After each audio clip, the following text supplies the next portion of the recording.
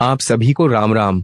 वैदिक पुराणे कथा सुनने के लिए कथा चैनल को सब्सक्राइब करें, बेल आइकॉन को दबाकर सुनिश्चित करें ताकि कथा सबसे पहले आपके पास पहुंचे। एकादशी व्रत का महत्व।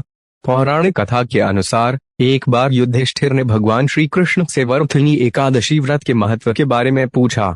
तब श्री कृष्ण ने कहा कि वरथिनी एकादशी का बहुत ही फलदायी होता है और जो व्यक्ति इस व्रत को रखता है उसे पुण्य फल की प्राप्ति होती है।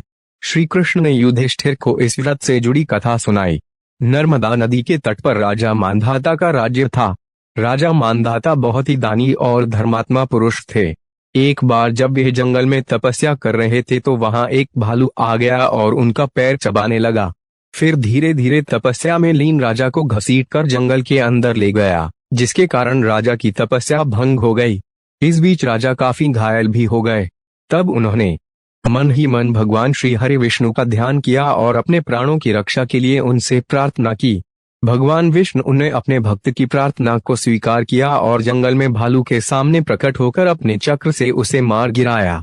भालू तो मर गया, लेकिन भालू के हमले की वजह से राजा मांधाता अपाहिज हो गए। उन्हें काफी दुखों और कष्टों का सामना करना पड़ा। ऐसे में उन्होंने भगवान विष्णु से शारीरिक और मानसिक पीड़ा को दूर करने का उपाय पूछा। तब भगवान विष्णु ने कहा कि तुम्हारे पुराने कर्मों का फल तुम भोग रहे हो। ऐसे में तुम मथुरा जाकर वैशाख माह के कृष्ण पक्ष की एकादशी का व्रत रखो और साथ ही मेरे वराह अवतार की पूजा करो। ऐसा करने से दुख दूर होंगे और सभी कष्टों से छुटकारा मिलेगा।